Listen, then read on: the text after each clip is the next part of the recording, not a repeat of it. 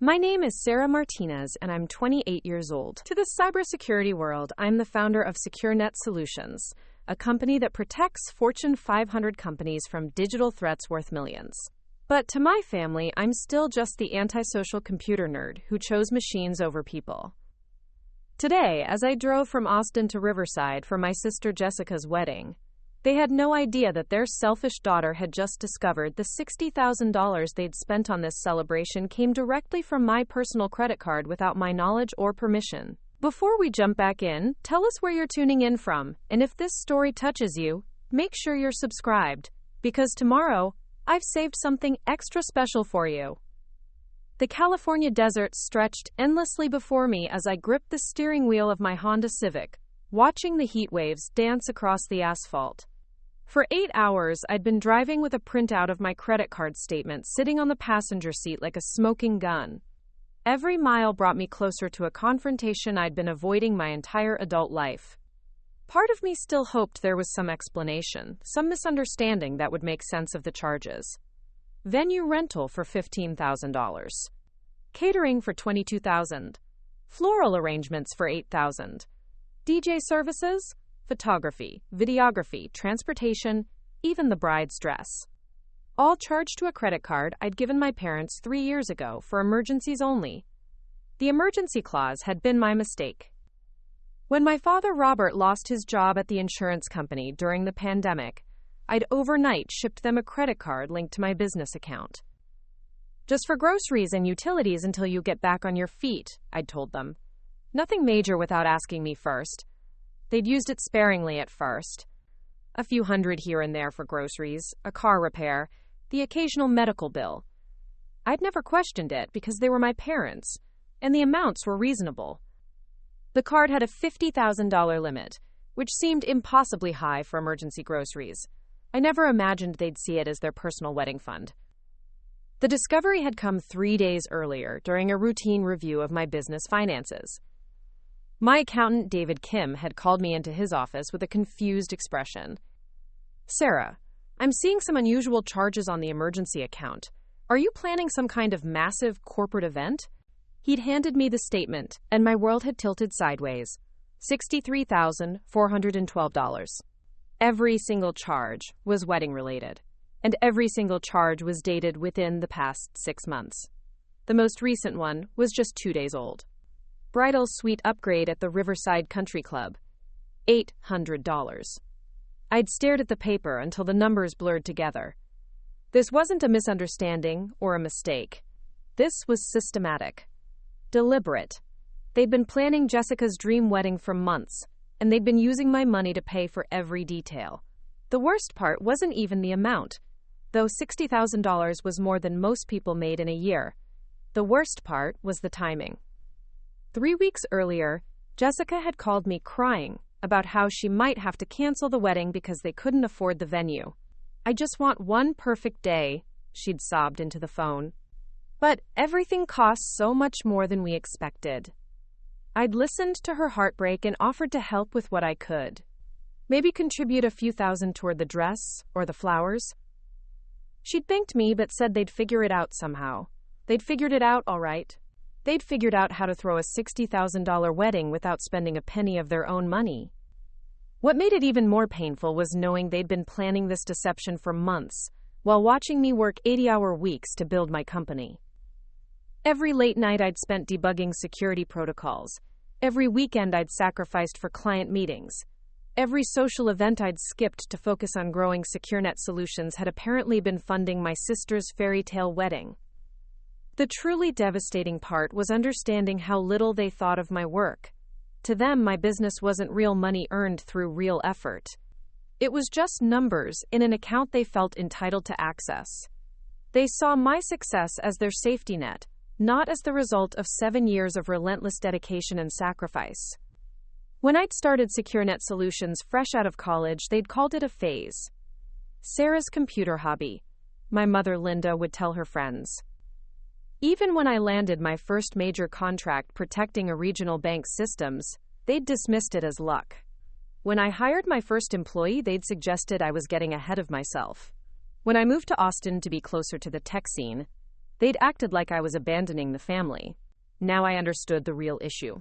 They didn't see my achievements as mine at all. They saw them as family resources. My success was their success, and my money was family money. The emergency credit card wasn't for emergencies. It was their access point to what they considered their fair share of my accomplishments.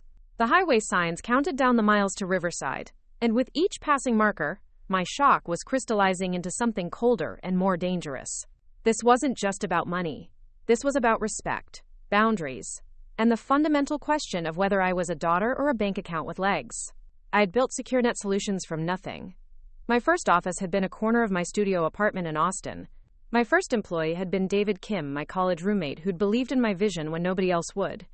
We'd survived on ramen noodles and energy drinks for the first 2 years, reinvesting every dollar back into better equipment and more sophisticated software.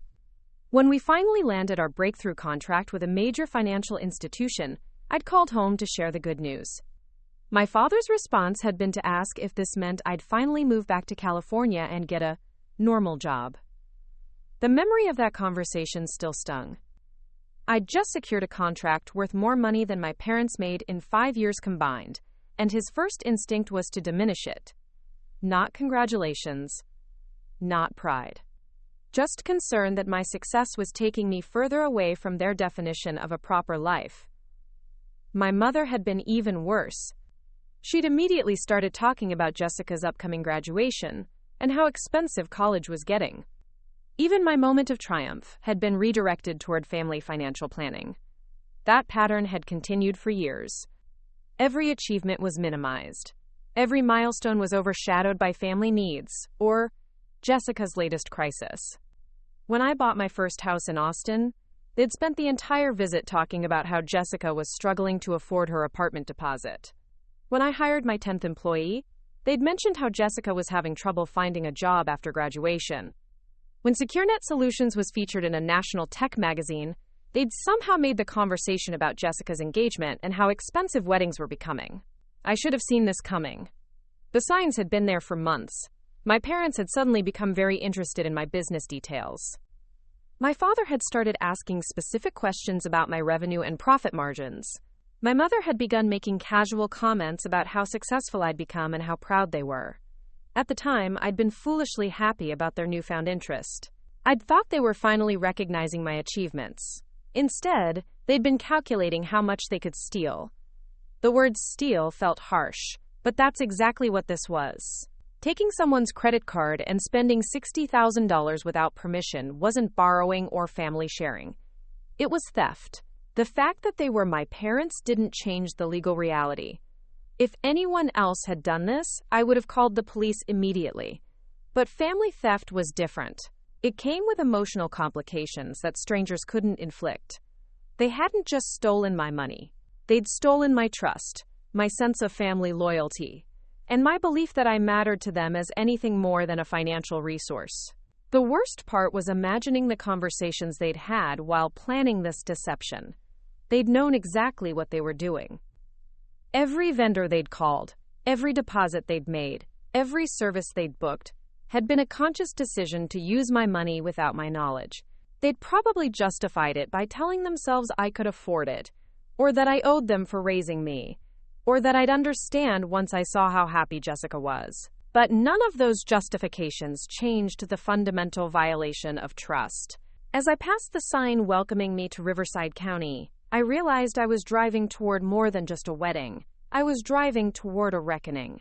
My phone had been buzzing all morning with texts from Jessica about last-minute wedding details. "Can't wait for you to see everything," she'd written. "It's gonna be absolutely perfect." She had no idea that her perfect day had been funded by fraud. Or maybe she did know. Maybe the whole family was in on it, and I was the only one naive enough to believe they respected my boundaries. The thought that Jessica might be complicit made my stomach turn. We'd never been particularly close, but I'd never suspected her of outright malice. She was the baby of the family, the one who'd always gotten everything she wanted through charm and tears. Our parents had always indulged her in ways they'd never indulged me. When she'd wanted to quit her part-time job to focus on wedding planning, they'd supported her decision. When she'd needed money for the engagement party, they'd somehow found it. When she'd wanted a destination bachelorette party in Napa Valley, they'd made it happen. I'd assumed they were draining their savings or taking on debt to fund Jessica's lifestyle. I'd never imagined they were draining my bank account. The GPS announced that I had 30 minutes until I reached my hotel. 30 minutes to decide how I was going to handle this confrontation. I could take the diplomatic approach and have a private conversation with my parents before the wedding. Try to understand their reasoning and work out some kind of repayment plan. I could pretend I hadn't discovered the charges and deal with it after the wedding, preserving Jessica's special day while protecting my own interests. Or I could do what every instinct in my body was screaming at me to do.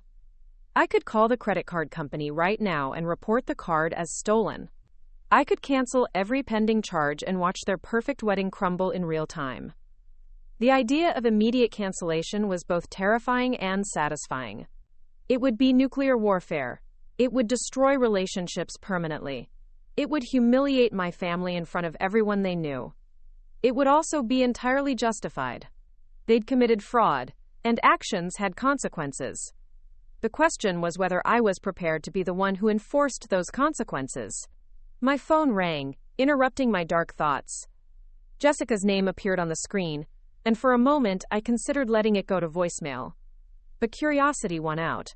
I needed to know how much she knew about their financial scheme. Sarah! Her voice was bright and excited, without a trace of guilt or nervousness. I'm so glad you're almost here. Mom said you should drive straight to the country club when you arrive. We're doing the final walkthrough with Amanda, the wedding planner, and we want you to see everything before tomorrow. The casual way she mentioned the wedding planner made my teeth clench. Amanda Chen's services had cost $8,000 according to my credit card statement. $8,000 of my money that Jessica was discussing like it was pocket change. That sounds great, I managed to say, keeping my voice neutral. I'm really looking forward to seeing what you've put together. It wasn't technically a lie. I was very interested in seeing exactly what $60,000 of stolen money could buy. Oh, and Sarah? Jessica's voice took on a slightly pleading tone. I know you've been super busy with work stuff, but could you maybe try to be more social tomorrow? Like, talk to people and smile? I know big crowds aren't your thing, but this is really important to me. The request hit me like a slap. Even now, even after stealing my money to fund her perfect day, she was still treating me like the antisocial family embarrassment who needed coaching on basic human interaction. I'll do my best, I said, fighting to keep the edge out of my voice. I want your day to be everything you've dreamed of. And it would be. It would be exactly what she'd dreamed of, right up until the moment I pulled the financial rug out from under her. After hanging up, I realized I'd made my decision. There would be no diplomatic conversation. There would be no waiting until after the wedding. There would be no protecting Jessica's feelings at the expense of my own dignity. They'd chosen to betray me, and they'd chosen to do it on the biggest possible stage. If they wanted drama, I'd give them drama they'd never forget.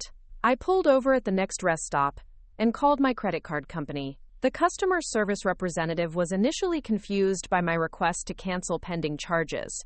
But when I explained that the card had been used without authorization, her tone became much more serious. I'm showing several large pending charges for tomorrow, she said. A final payment to the venue, final catering payment, and several vendor payments totaling approximately $12,000. Are you saying these charges are fraudulent? The word fraudulent hung in the air like a sword waiting to fall. Once I said yes, there would be no going back. The wedding would be destroyed, my family would be humiliated, and our relationships would be irreparably damaged. But they'd already damaged our relationship by treating me like a theft victim instead of a daughter. Yes, I said, my voice steady and clear. Those charges are fraudulent. Cancel the card immediately and freeze all pending transactions. Preparing and narrating this story took us a lot of time, so if you are enjoying it, subscribe to our channel. It means a lot to us. Now back to the story. There was a brief pause as she processed the request. The card has been deactivated, and all pending charges have been declined. You should receive a new card within 3 business days. Is there anything else I can help you with today? There was. One more thing that would ensure tomorrow's fireworks were visible from space. I'd like to report the fraudulent charges to your investigations department, I said. I want a full investigation opened, and I want documentation sent to me for potential legal action. The representative assured me that someone from their fraud department would contact me within 24 hours. By the time I hung up, the sun was setting behind the mountains, painting the sky in shades of orange and red. It seemed appropriate. Tomorrow was going to be a day of reckoning, and the sky itself was preparing for battle. I spent the rest of the drive to Riverside thinking about what I would say when my parents inevitably called in a panic. They'd probably try guilt first, telling me how I was ruining Jessica's special day. Then they'd move to anger, accusing me of being selfish and vindictive. Finally, they'd attempt bargaining, promising to pay me back and begging me to reverse the decision. But I was done with their manipulation tactics. For the first time in my adult life, I was going to make them face the consequences of their actions without running to fix their mess. The Holiday Inn Express looked exactly like every other budget hotel in America, but tonight it felt like a fortress. As I checked in and carried my overnight bag to my room, I felt a strange sense of calm settling over me. The decision was made. The wheels were in motion. Tomorrow would bring chaos, but tonight I could finally sleep, knowing that I'd stopped being a victim. My family had pushed me too far, and now they were about to discover that their quiet, compliant daughter had claws after all. The morning sunlight streaming through the hotel curtains felt different somehow, sharper and more purposeful. I'd slept better than I had in weeks, despite everything that was about to unfold. There's something liberating about finally choosing action over endurance, about deciding to stop absorbing damage and start returning it. My phone had been buzzing intermittently since 6 a.m, but I'd ignored it. Let them discover the canceled payments on their own. Let them experience that sick-dropping sensation in their stomachs that I'd felt when I first saw my credit card statement. The wedding was scheduled to begin at 4 p.m, which gave me the entire day to prepare for what was coming.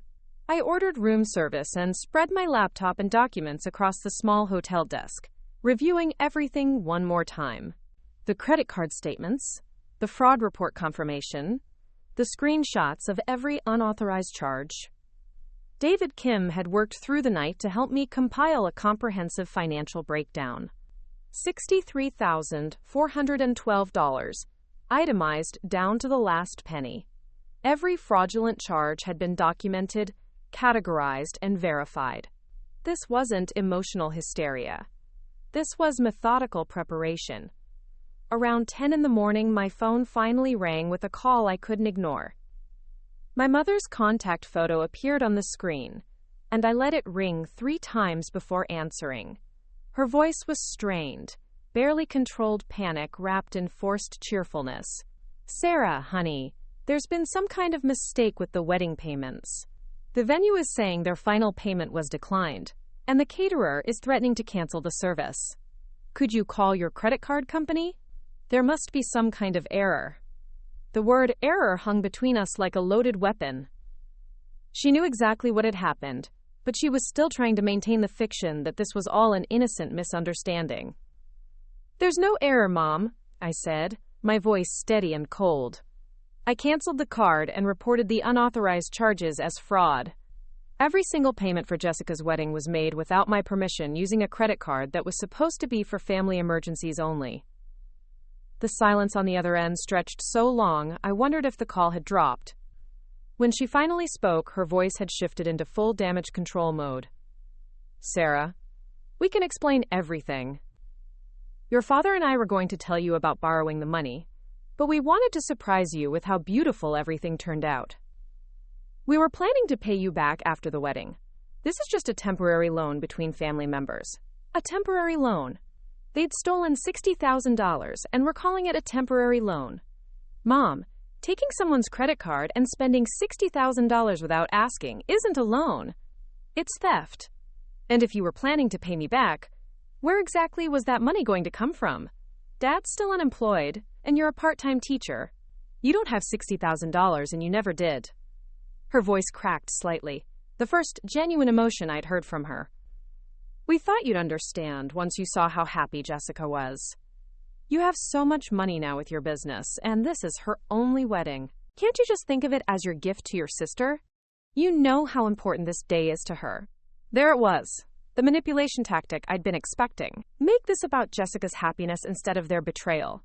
Make me the villain for protecting my own financial boundaries. If you wanted me to pay for Jessica's wedding, you should have asked me directly. You should have been honest about what you needed instead of sneaking around behind my back. The fact that you hid this for months proves you knew it was wrong. My mother's breathing was becoming more labored, and I could hear my father's voice in the background, though I couldn't make out the words. "Sarah, please. The vendors are calling, and Jessica doesn't know anything about this. She's going to be devastated if her wedding falls apart on the morning of the ceremony. Can't we work something out? Can't you just uncancel the card for today and we'll figure out the repayment plan later?" The desperation in her voice almost broke my resolve. Almost.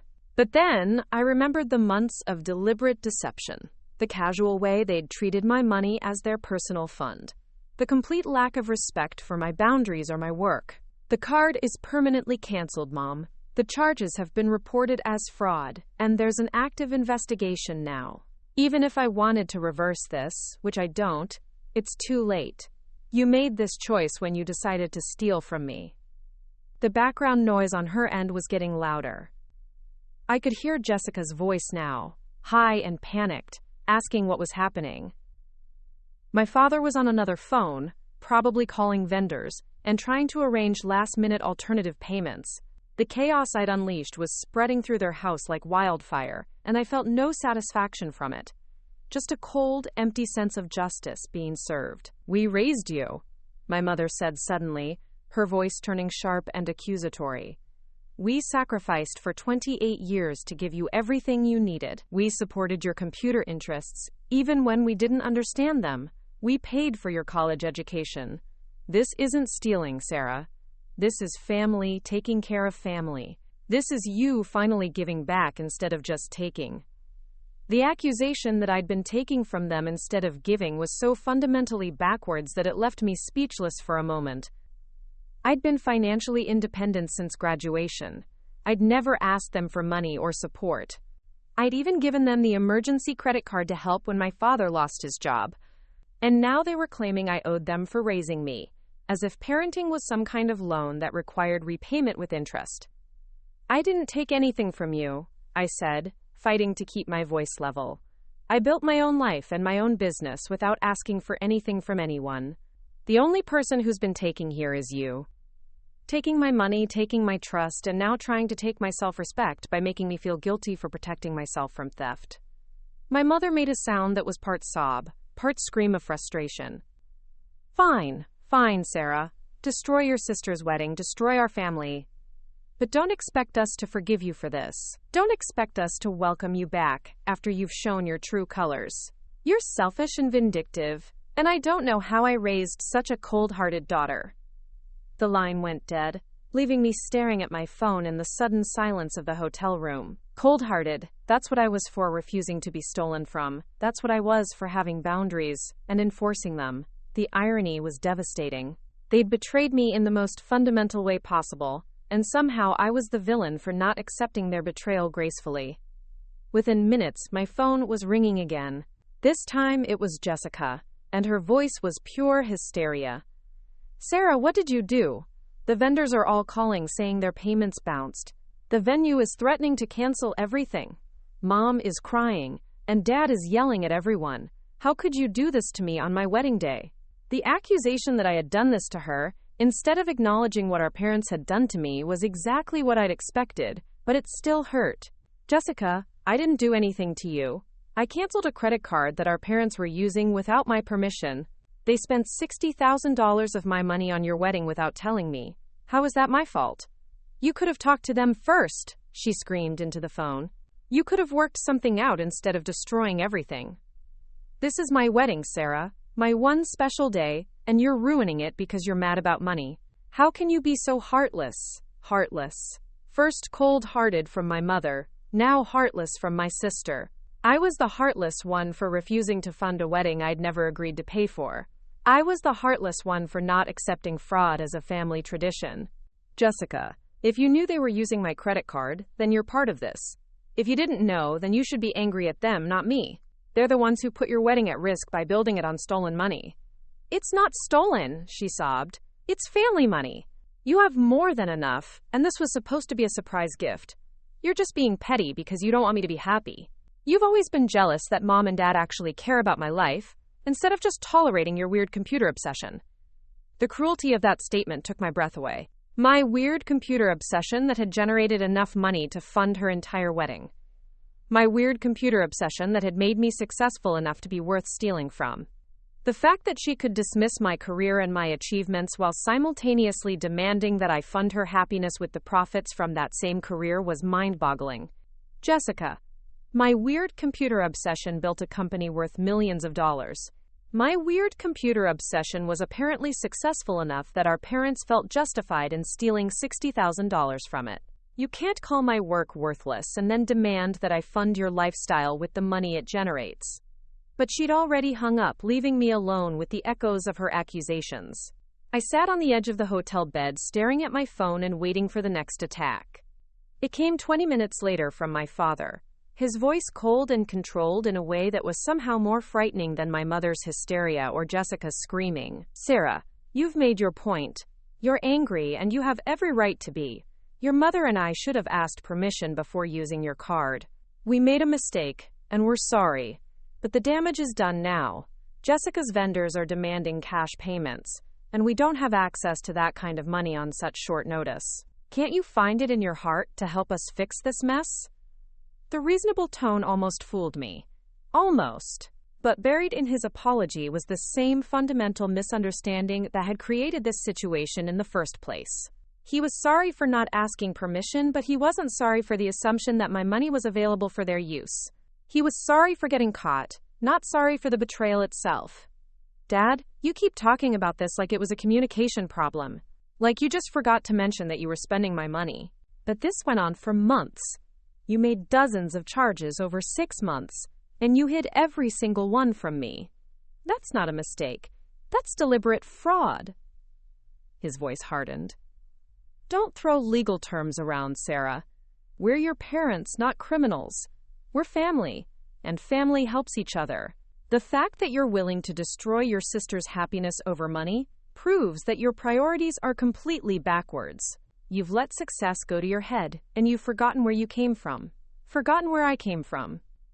As if they'd been the source of my success instead of the people who'd dismissed and minimized it at every turn. As if I owed them credit for achievements they'd never supported or understood. The revisionist history was breathtaking in its audacity. I remember exactly where I came from, I said. I came from a family that called my business a hobby.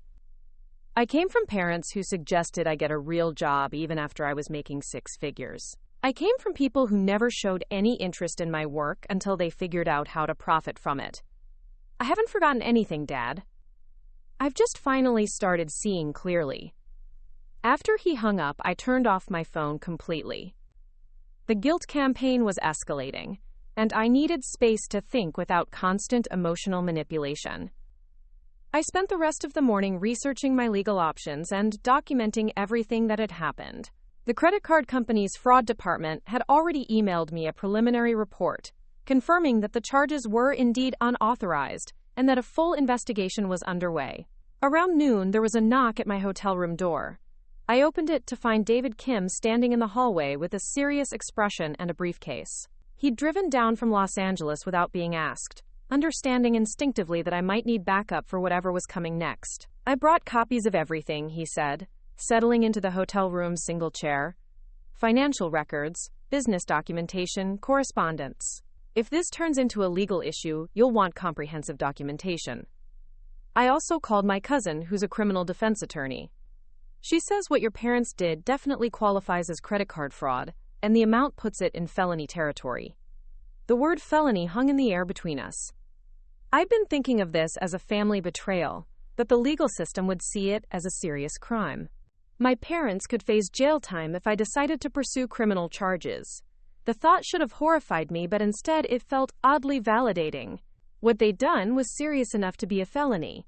My reaction wasn't emotional overreach. It was a proportionate response to a genuine crime.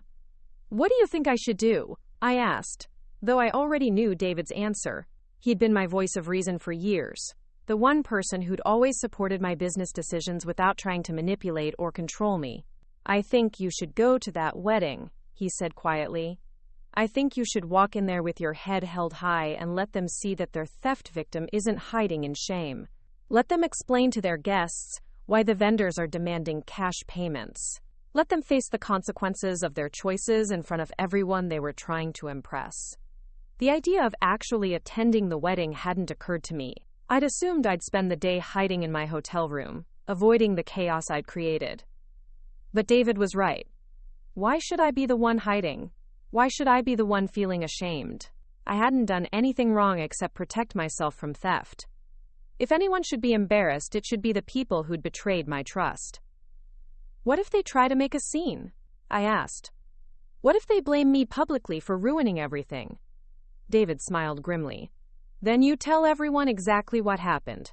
You tell them that your parents spent $60,000 of your money without permission, and that you canceled the card when you discovered the fraud. Let the guests decide who the real villain is in this story." We spent the afternoon preparing for what David was calling Operation Truth Bomb. He'd brought a portable printer and had made copies of the most damning credit card statements. If my family wanted to paint me as the villain, I'd have documentation to tell the real story. We also prepared a brief statement explaining the situation in case anyone asked directly what had happened. At 3:30, I put on the most professional outfit I'd brought, a navy blue dress that looked simultaneously elegant and businesslike. If I was going to crash this party, I was going to look like someone who belonged in boardrooms, not someone who could be dismissed as the antisocial family failure. David had decided to come with me as moral support, and together we drove toward the Riverside Country Club. The venue was even more impressive than I'd expected, which made sense given how much of my money they'd spent on it. Rolling green lawns, elegant architecture, and a view of the mountains that probably added thousands to the rental fee. Cars were arriving steadily, guests in formal wear stepping out of BMWs and Mercedes. My family had clearly spared no expense in creating their perfect day, and every dollar of that expense had come from my account. As we walked toward the main entrance, I spotted my mother standing near the reception area, her face pale and strained. She saw me approaching and immediately began walking in my direction, her expression a mix of desperation and rage. This was it. The confrontation I'd been both dreading and anticipating all day. "Sarah, thank God you're here," she said, grabbing my arm with surprising force. "We've managed to work out payment arrangements with most of the vendors, but we need to talk. We need to figure out how to fix this situation before it gets any worse." Before I could respond, Jessica appeared from behind a pillar, her wedding dress stunning and her makeup perfect, but her eyes red and swollen from crying. "Sarah, please," she said, her voice breaking. "I don't understand what's happening. Mom and Dad are acting crazy. The vendors keep asking for cash, and everyone keeps saying something's wrong with the payments. Can't you just fix whatever's broken and let me have my wedding?" The genuine confusion in her voice told me she really didn't know about the credit card fraud. She thought this was some kind of technical banking error that I could resolve with a phone call. She had no idea that her perfect wedding had been built on stolen money, that every beautiful detail had been purchased with unauthorized charges to my account. "Jessica, I need to tell you something that your parents should have told you months ago," I said, pulling out one of the printed credit card statements. "Your wedding was paid for entirely with my credit card. $60,000 charged to my account without my knowledge or permission. When I discovered the fraud, I canceled the card and reported the charges. That's why the vendors aren't getting paid." Her face went through a series of expressions as she processed what I'd told her. Confusion, disbelief, understanding, and finally horror. She looked from the credit card statement to our parents, who were standing frozen nearby, and back to me. "You mean they used your money? Without asking? For everything?" "For everything," I confirmed. "The venue, the catering, the flowers, the music, your dress, the photography. Every single charge was made to my credit card over the past 6 months without my knowledge. When you called me crying about not being able to afford the wedding, They'd already spent $60,000 of my money to pay for it.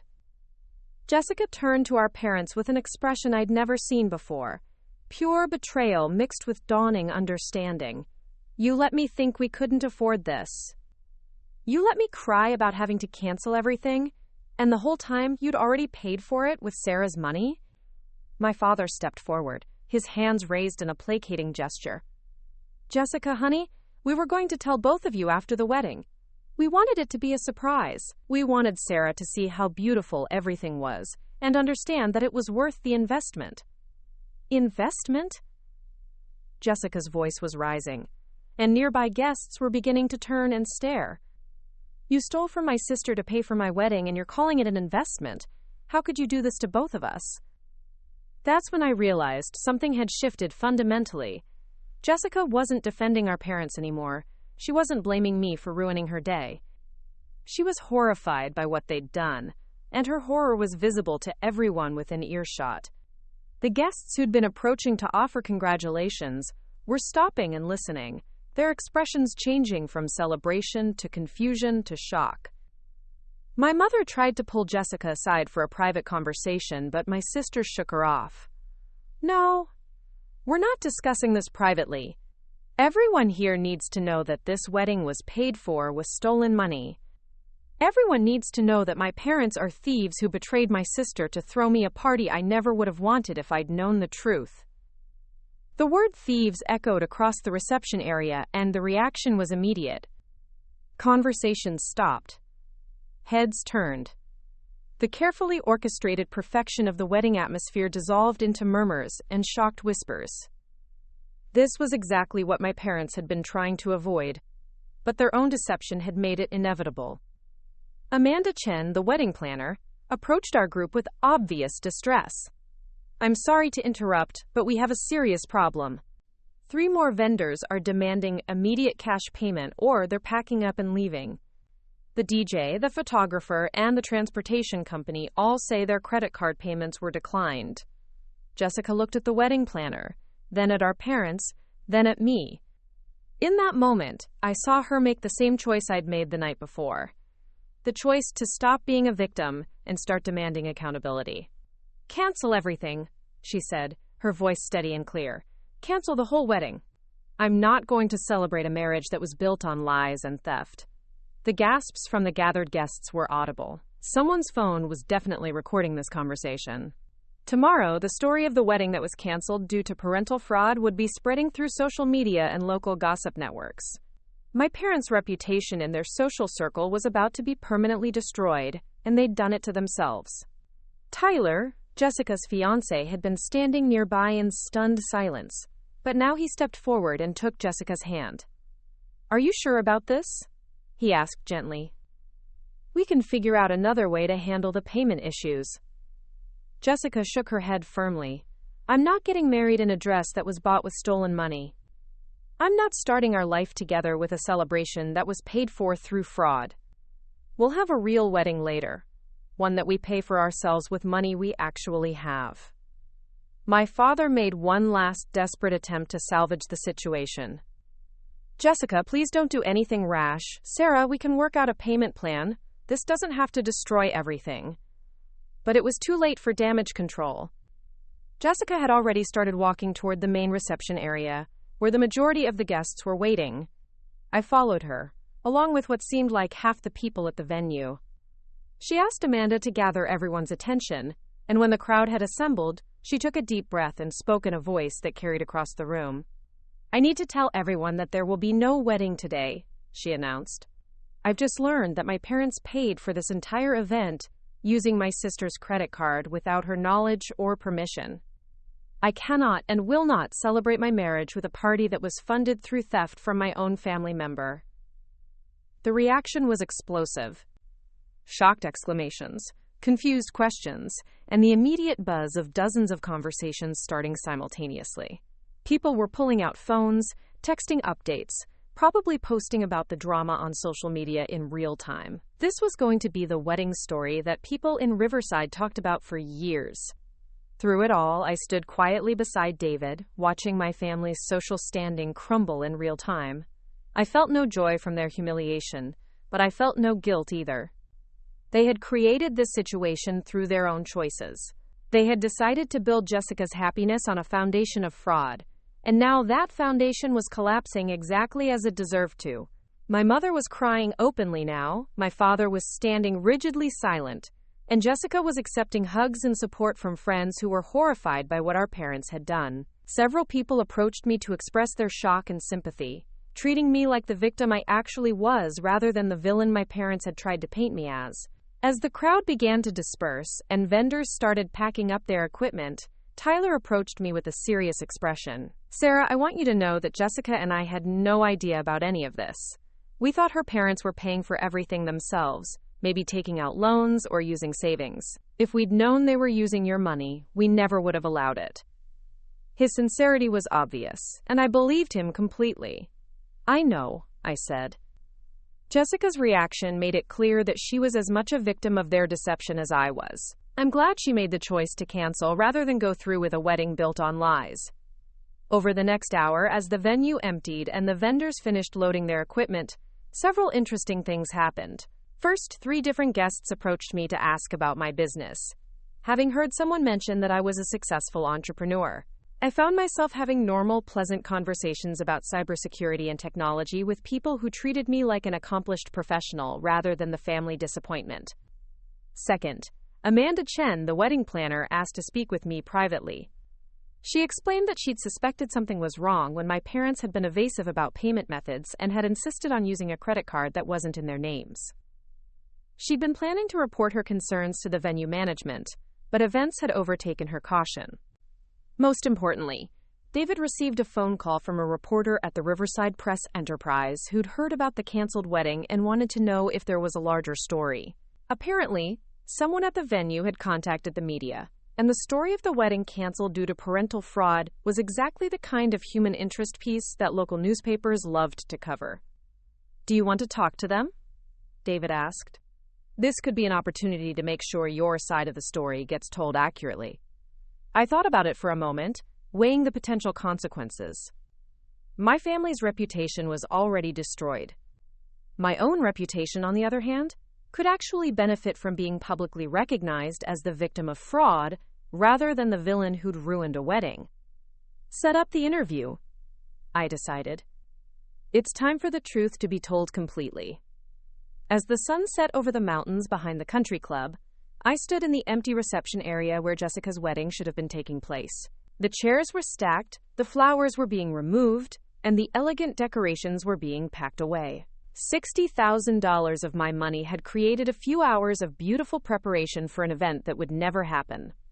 But something unexpected had emerged from the wreckage. For the first time in my adult life, I'd been publicly recognized as the successful professional I actually was, rather than the family failure I'd been labeled. I'd discovered that my sister was actually capable of moral courage when she understood the real situation.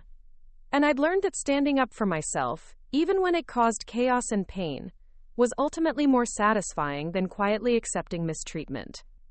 My phone buzzed with a text from Jessica. "Can we talk tomorrow? I want to understand everything that happened and figure out how to make this right." It was the first communication from my family that acknowledged I might be the wronged party rather than the perpetrator. It was a start. 3 months later, the investigation into the credit card fraud had concluded with my parents accepting a plea agreement that included full restitution and community service but avoided jail time. Jessica and Tyler had gotten married in a small ceremony at the courthouse, paid for entirely with their own money. The local newspaper had run a sympathetic profile of my business that brought in several new clients who appreciated my commitment to security and ethical practices. Most importantly, I'd learned that protecting my boundaries didn't make me selfish or cold-hearted. It made me someone who valued herself enough to demand respect. My family's opinion of my choices was no longer the measure of my worth. My own sense of integrity was. The relationships with my parents remained strained and formal, but Jessica and I had begun rebuilding our connection on a foundation of honesty rather than manipulation. She'd apologized genuinely for the years of dismissing my achievements, and I'd forgiven her for being manipulated by our parents into participating in their emotional games. Sometimes standing up for yourself means accepting that relationships will change or end. Sometimes protecting your boundaries means letting other people face the consequences of their poor choices.